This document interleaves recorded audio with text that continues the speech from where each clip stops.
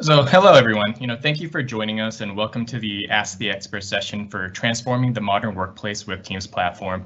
I hope you really enjoyed watching the session led by our friends Archana and Michael, and we're really looking forward to answering some of your questions today.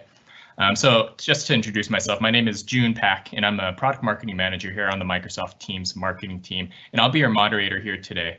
I'm also joined by my amazing colleague Isabella, who will be our speaker for you today, and I'll let her introduce herself to you all now. Hi, good morning. My name is Isabella Lubin. I'm a senior PM lead on the Microsoft Teams platform team. So my team focuses on two different areas. I lead up the dev experiences team, so how developers can onboard to Teams platform, build, test, and then publish the apps that they're building, whether they're building apps for their own organization or they're building apps they want to publish to the global store. We want to ensure that you have the right path for publication. And then the other side of my team is Apps Core. And on that side, we focus on how we can ingest apps from other parts of the Microsoft ecosystem. So how we can ensure that apps that are built in Power Platform, whether those are Power Apps or Power Virtual Agents, can be really, really successful in the Teams experience, that a user who's built an app in one place can take that app and bring it with them into Teams, and also focus on a lot of these initiatives to ensure that apps are available in all parts of the Teams experience. So we're the team that's bringing you this apps and meetings experience, as well as the team that focuses on apps and government clouds. So that said, I'm really excited to talk to you about all of these different parts of the Microsoft Teams platform and really, answer a lot of the questions that you have. So awesome. Awesome. Thanks. Go ahead. So before we jump into Q&A, let me just kind of go over some of the structure of the session and how to engage with us. So you can use the chat box to ask your questions that you have regarding the session that you've just watched, and questions will appear to all of us once approved. And you can upvote your favorites using the thumbs up icon. I'll be fielding some of the questions to Isabella for live discussion, and we've also got an awesome team of subject matter experts behind the scenes who will be answering your questions as well. So we'll do our very best to answer all of your questions. So we also have a code of conduct that I'll flash up for just a second now. As always, just be respectful and have fun. So now that we've gotten that all out of the way, let's get this started.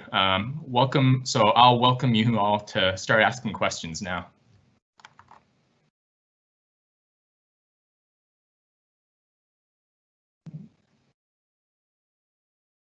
Great. So Isabella, so we've already got a couple questions, and maybe we can just kind of chat through this. So the first one, why are the owners and members and guest lists under Manage Team not sorted in some order, like order of joining or alphabetical? Better yet, would you be able to allow us to decide how to sort and expose those? Any thoughts there? It's a great question. I think it's great feedback. It's not my specific team, but what I would recommend you do is go over to user voice. If it's not already listed as a topic, go and post it. You'll be able to get others to chime in there and provide additional feedback, and I'll pass it on internally as well. Awesome. And, Isabella, as we kind of wait for the questions to start rolling in, I'd love to kind of get your thoughts on, this past year, we've seen, some amazing growth in the Teams platform. I'd love to hear, what are some of the features or capabilities that, you've been most proud of that have come out during this time? That's a great question. A lot. Meetings extensibility, honestly, it's been a big initiative across not just Teams platform, but really all of Teams and really across different teams in Microsoft. And I think it's really going to start transforming how we have meetings and how we can be productive in meetings. So I'm really excited about this first version going out and how we can continue to innovate in this space. I've been really excited about what we've been doing for developers to improve the onboarding experience. We have new toolkits in Visual Studio and Visual Studio Code that help developers get started. We have a new onboarding path and documentation that I think does a good job of framing what Teams platform entails and how you can get started quickly. So I'm excited to see more and more developers able to onboard quickly. And I'm excited to see how we can take this groundwork that we're laying and really just continue to accelerate growth. I think Teams platform is one of the great ways that customers can take Teams and customize it to be what they need. And so I'm really excited just to see how some of this groundwork that we're laying right now can just change how our customers use Teams and change how they integrate with the existing business processes that they have and use this new really powerful tool. Great. So yeah, so now questions are starting to roll in. So here's one for you. If you have a few companies on the same tenant, can you have multiple home intranet sites for each company? Home intranet sites. It's a home. I assume home site, Isabella. Oh, home sites. Yeah. Yes, you can. Yes, you can.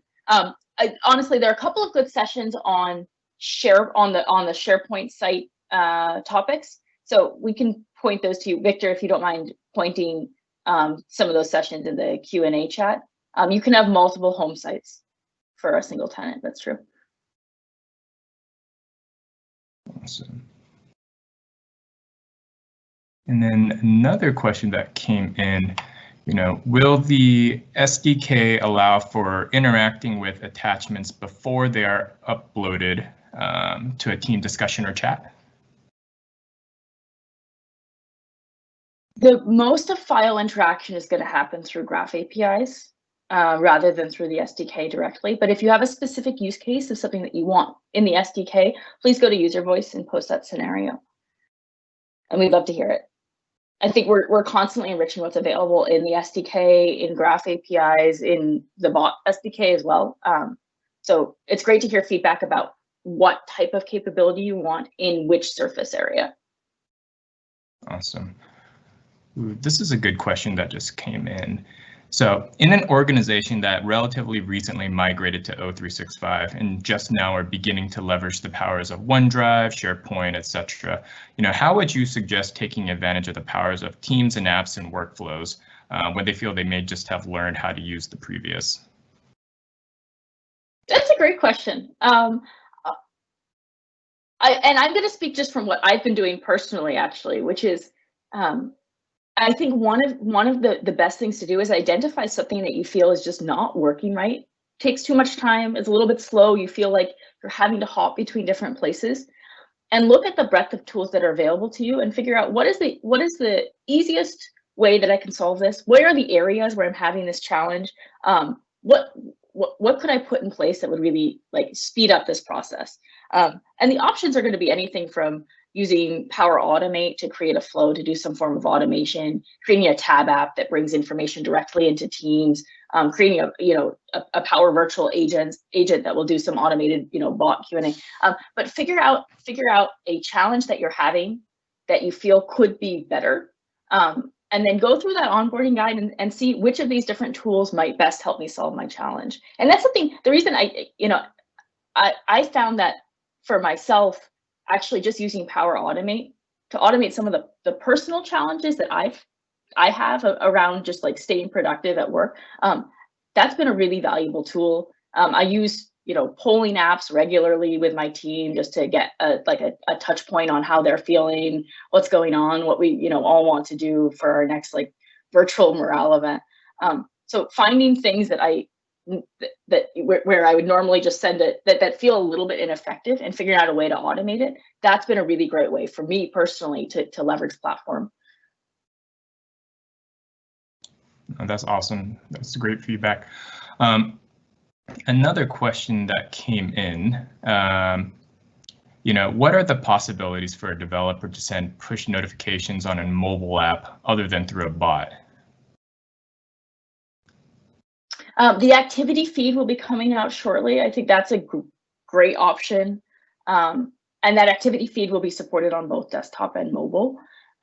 So, just like users will get notices about new chats that come in or, new posts in channels, the apps will be able to plug into the activity feed and post notices to users. The documentation for that, it's coming out soon. I'll have to check to see if the documentation for that is already available, but we're already working with a couple of close partners just to stress test activity feed, so it should be more broadly available soon. Awesome. So Isabella, I know one of the big announcements that we came out at this conference was the meetings extensibility capabilities that are coming out pretty soon. Would you mind kind of just chatting through, an overview of that, some of the major things that developers should be looking out for, and just kind of giving, our audience here today just a quick rundown of that? Absolutely. I think one of the amazing things about meetings extensibility is that it uses common concepts that we've already kind of established as part of platform and brings a couple of new surface areas that developers have for engaging with users when they're in meetings. So if we look at what meetings extensibility entails, the first is the tab in the group chat that gets created when a meeting is set up. And this is a tab, that already exists when you have group chats, but it's with richer web app content, right? So you can go here to maybe look at the project board that you're all using together, or look at the previous polls or surveys that you've run during that meeting. So that's the tab in the meeting group chat.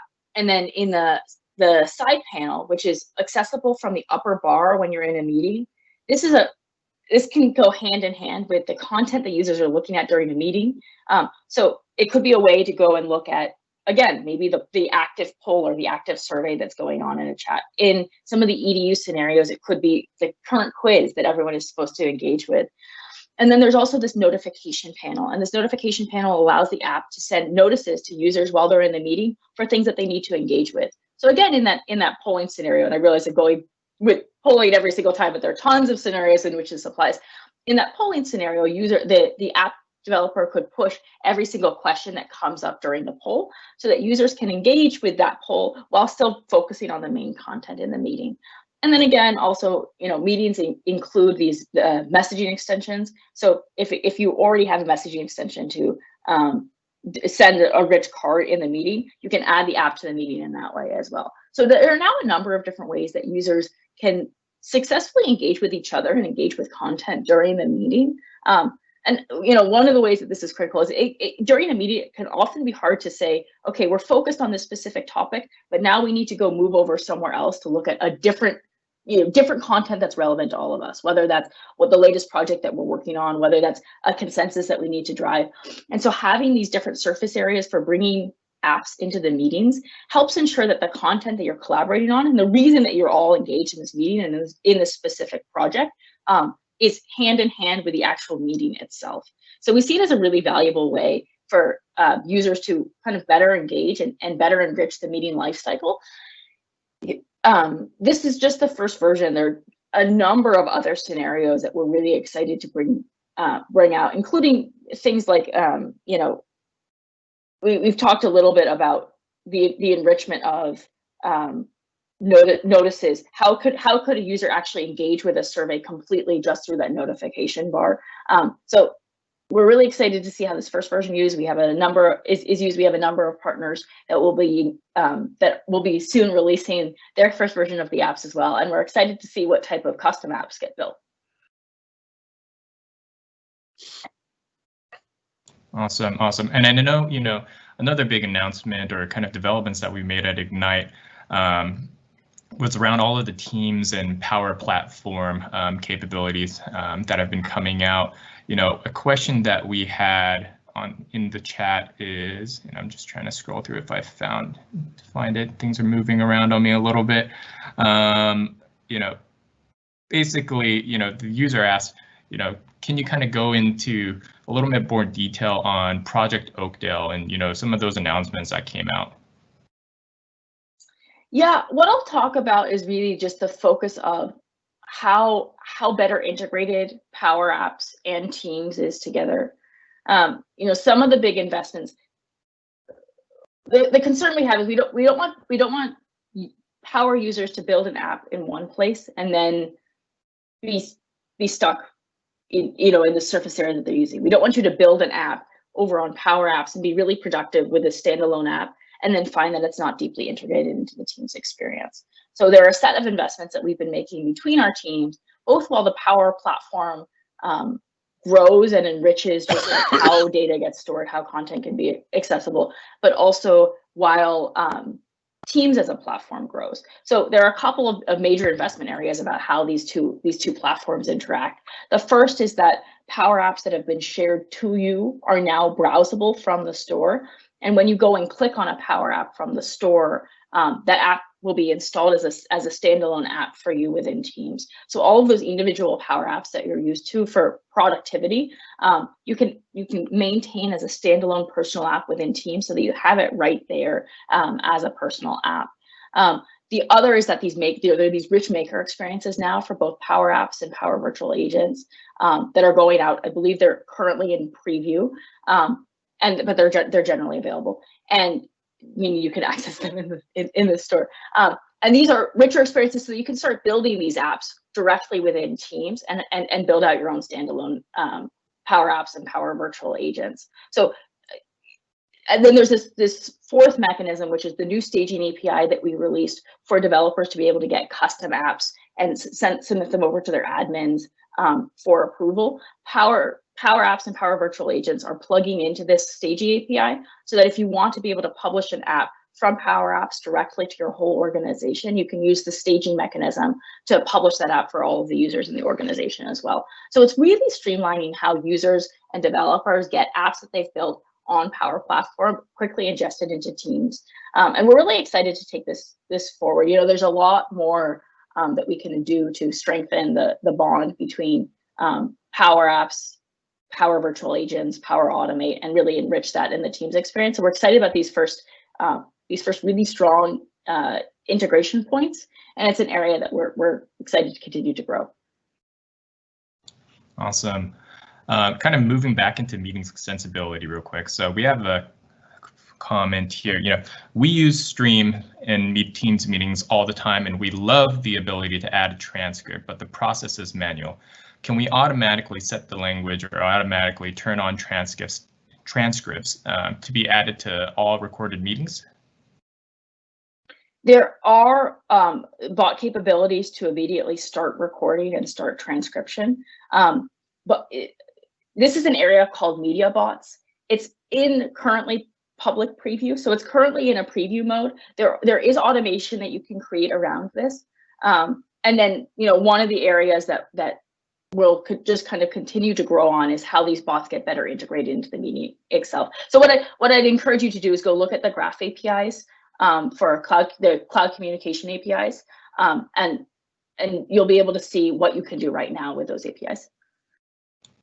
Kind of going along those lines, Isabella, in terms of, some of these interesting scenarios that, that some of our partners may be building with meetings extensibilities, are there any interesting ones that you've come across that you're excited about that you can share with the audience here? I'm excited about a lot of them. Everything that comes to mind is the app that I personally want to build right now, which is, and if any of you are listening, please feel free to go build this. I want us to create an app that will start playing elevator music into meetings. When that awkward first 10 minutes where everyone joins and no one wants to talk. I want us to start having elevator music playing right away. But that I have to go do in my side time is figure out how to build that app. I'm excited about a lot of the scenarios for meetings extensibility in the EDU space. I think one of the great challenges that we have right now, especially with this move to virtual education, is how do you keep students engaged with each other, with the content that they're trying to interact with? How do you make the classroom feel like it's really, your laptop feel like it really is this virtual classroom? And so some of these scenarios around having together mode engaged while you also have users who are working through their assignment together in small groups, maybe using breakout rooms. Some of these, the ways that meetings itself is being enriched also means that as we bring more and more apps that focus on education scenarios, that those really make the entire experience more immersive and richer. Like the number of conversations I've had with friends or colleagues who say online education is really important, but I really need my child to stay better engaged in the conversation. I think meetings extensibility goes a long way in that. So those are the scenarios that I'm most excited about. Awesome. And this is, maybe more of an IT admin related question, but, will there be a feature in the admin portal in the near future that will allow admins to easily remove or cancel reoccurring meetings created by an organizer who has been disabled or deleted. That is a great feature suggestion. I will pass along to the team. I don't think that's currently coming imminently, but I think it's a great question to ask of the IT Pro team. So I'll send it over. You know, there are certain functionalities around, say, being able to assign new owners to ownerless teams and things like that. So I think, you know, the conversation around ownerless recurring meetings is a great one. Awesome. And then there is one question that's interesting. It says, so is there a merge team tool coming or tool to move a meeting's chat or files into a channel within a team? Again, great feature suggestion. I think merge team is one that I've heard a fair amount, but I'll make sure that I pass those on to the team. And my greatest recommendation is, if there's a feature that you want that's not currently available, go to user voice and either find the post where someone else has asked for it and upvote it, or create a new post and ask for it yourself. I promise that we are genuinely all monitoring user voice really quickly. My team reviews it regularly, and we use that as a source to ensure that we're listening to our customers and able to prioritize based off of what feedback we're getting. So definitely use user voice to provide those types of questions around a feature that you absolutely want that you don't see currently reflected. Yeah, and Isabella, I mean, looking at the second part of that question regarding like meetings, moving a meetings chat or file into, you know, a channel, you know, I think what comes to mind is, you know, our pre-meeting and post-meeting capabilities now with, you know, these new meetings extensibilities. Can you talk a little bit about that experience that, you know, developers will be able to utilize? Yeah, so the pre and post meeting experience is really focused around the traditional tab experience that you may be used to from group chats. So how can you, you know, together with the conversation that you're having with colleagues, maybe you're talking about the agenda for the meeting, maybe this is a recurring meeting and you're discussing follow-ups from the previous. Together with that conversation, you can include now a tab that will allow you to have rich web content that is connected to this conversation that you're having. So some examples there, you know, if you're using a project tracking tool, you know, Planner, Trello, these are some of the examples. If you're using that, you can bring it in as a tab in that pre and post meeting experience and quickly reference that. So while you're having conversations maybe around, you know, what is the timeline, what are the next deliverables, you can move over to that tab and have that be readily available right next to the chat. And so that's one of the ways that you could also have files integrated with that chat. Those are some of the ways that you can enrich this meeting lifecycle and have that content readily available to you for the conversation about moving content over. You know, definitely check out the APIs that we have right now for interacting with chat and posting chat messages, and see if that might be something that could be useful for your specific scenario. And if it's not, definitely just post over to user voice. Awesome. One user asked, you know, where can we see what APIs features are available for extensibility for a bit of inspiration for what is possible? I'm not sure if that's just overall platform extensibility or meetings extensibility. So maybe we can just kind of start out with, you know, I know there was a number of, you know, APIs made available for meetings extensibility, for example, to understand, you know, roster information. Can you go over that a little bit? I think that's a super interesting, you know, those are some super interesting APIs to make the apps more aware of the meeting role. So can you talk about that a little bit? Yeah, we have roster and participant role information. You'll be able to get that from the bot SDK. There are instructions. We have a new section in our documentation focused on building apps and meetings. So you'll be able to get all of that information from the docs.microsoft.com. If you just search for Microsoft Teams platform documentation, that will bring you to the main landing page. And there's a whole section focused on meetings extensibility. So in that documentation, we'll talk about the new functionality that we've released for focusing on meetings, including roster information, participant roles. So if you want to have a different experience for someone who has a presenter role rather than an attendee, you can use participant role to get that. It will include information about what other graph APIs can be commonly used for these types of scenarios.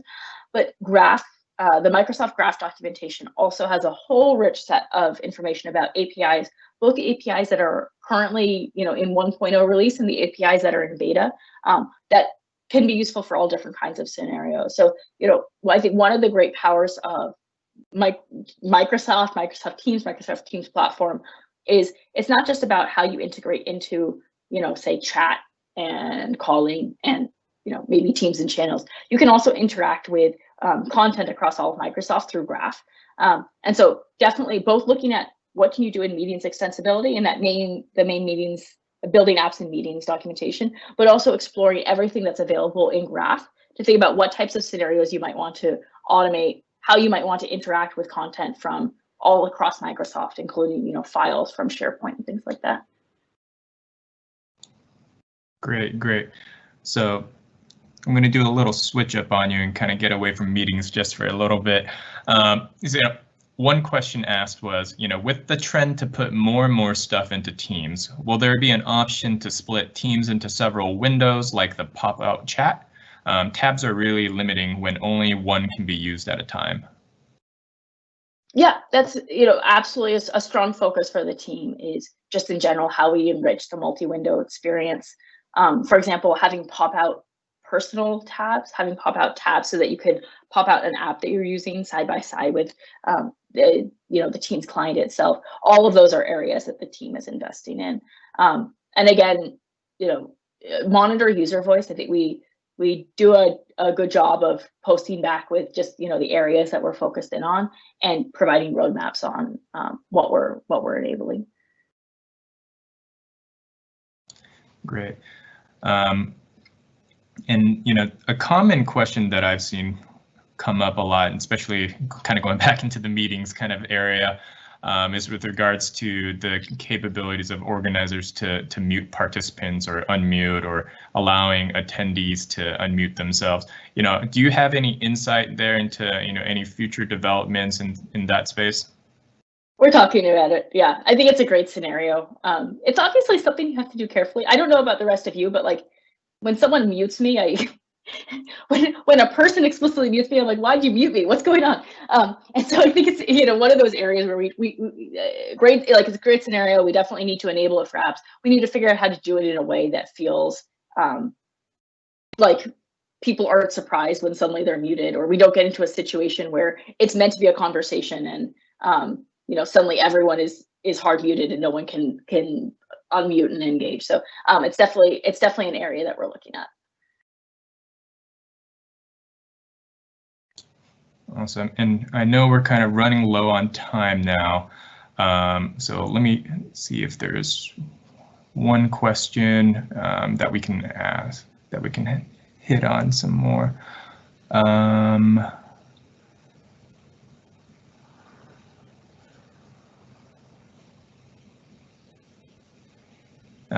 I think this is one that I see quite often as well. Is there a way to hide all of the someone joined or someone left notices on the general tab, or can we suggest that they move to a log history so it doesn't clog up that channel?